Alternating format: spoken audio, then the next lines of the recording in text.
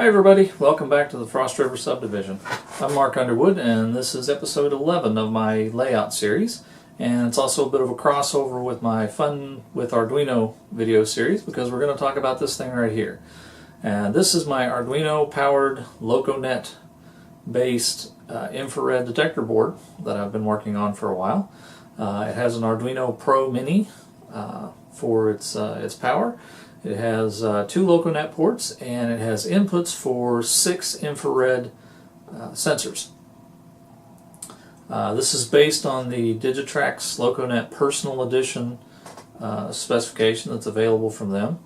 I've designed it myself, and it's for my personal use only, not for sale. So today we're going to take a look at how this is constructed, how it works, and kind of show you how I'm going to use it on the layout. So let's get started. So this is the sensor that I'm using. It's the Roam RP220B. It has an infrared LED and a infrared phototransistor all together in one package, and it's a reflective sensor, so when an object is close to the sensor, it reflects the infrared back into the detector and you get a signal, and when something's not close to it, the infrared just goes off and you don't get a signal.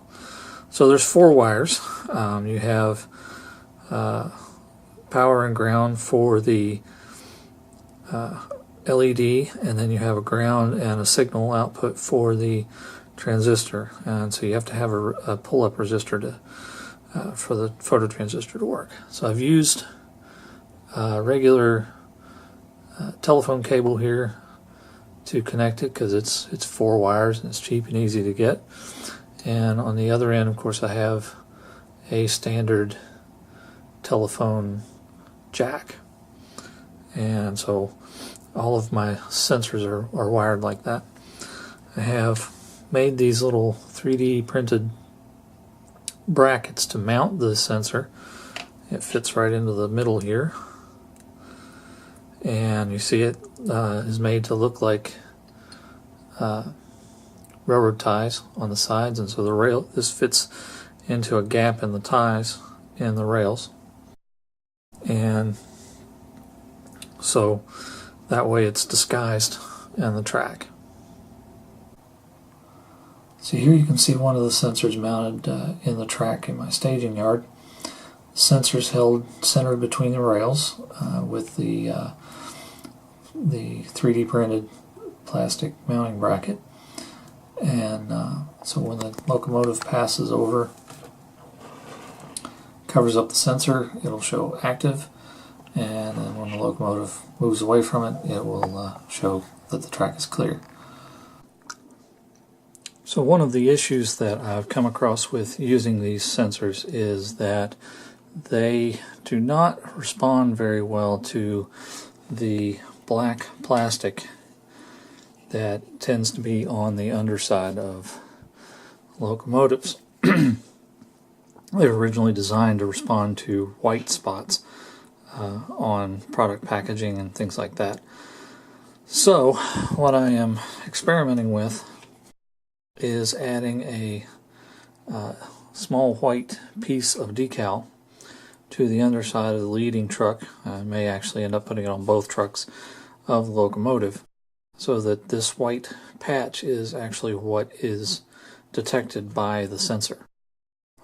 This isn't necessarily a bad thing, because in the way that I'm using these infrared sensors, I need a very specific spot for the locomotive to stop at, and so having this white patch just makes sure that the train's going to stop here and not here or here.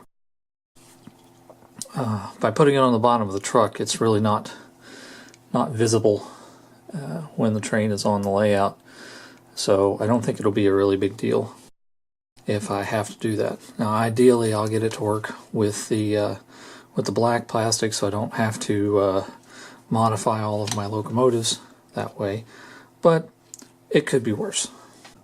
This is my infrared detector board, which works with Loconet and has a It's powered by an Arduino Pro Mini, which is this little board right here. Plugs into this socket on my board. You have 5-volt power comes into this screw terminals right here, and there are 6 phone jacks, one for each of the sensor inputs, which connect to my infrared sensor cable. And then I have 2 jacks that are compatible with the Digitrax Loconet standard so that it can communicate. Digitrax published a personal edition of their Loconet standard, which can be used by hobbyists who want to build their own boards. It's not for commercial use, so this board is not for sale. It's for my own personal use.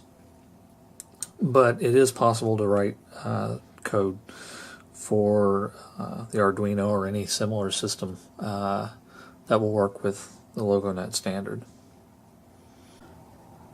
So here you can see the board mounted underneath the layout. I have there in the upper left corner of the 2 Loconet cables coming and going from the board, and I have 3 sensors connected to the jacks along the sides, and the black and red wire coming into the blue terminal there is 5-volt power.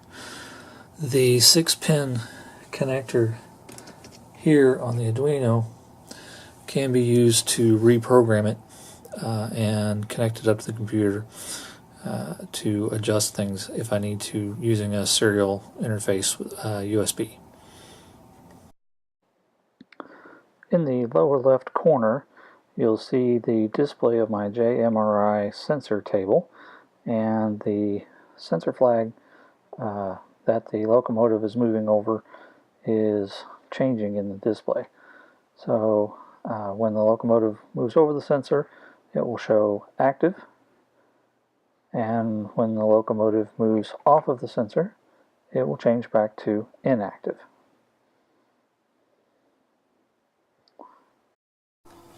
Okay, let's talk about how we plan to use these sensors. This is my staging yard here in the back. It will be a 5-track yard. I have 3 tracks fully installed. The 4th is laying back there, and the 5th will come at some point. On each of these 5 tracks, I have 4 infrared sensors. So there's an infrared sensor at the clearance point at the end of the yard ladder on each of the tracks on both ends. That's 2 of the sensors. And the other pair of sensors, and I'm trying to help out with the lighting here. There we go. The other pair of sensors is here in the middle, and there's 1 sensor on either side of the center line of the track, the center point of the track. So the idea is to allow me to stack 2 trains up on each track for a maximum of 10 trains in the yard. And the way this is going to work, we pan way over here to the far end. The first train will pull all the way up to the clearance point and stop. And then the second train will be able to follow behind the first train and pull up to the sensor on the other side of the center line, like this. So you have, this is the train that's at the clearance point. This is the sensor at essentially the tail end of that train, and the following train will stop here. Now I have 2 pairs of sensors that way, so that we can do the same thing for trains heading in the other direction, in which case the first train would stop at the clearance point over here to the left, and the second train would stop at this sensor.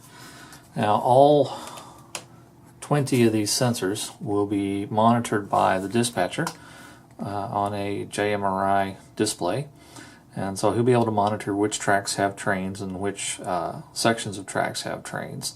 And there will also be and it may be the same person, but there will be a fiddle yard master, if you will, who will be able to, for example, when the auto rack train leaves, and pull the freight train up into the next position to open up the space for an incoming train.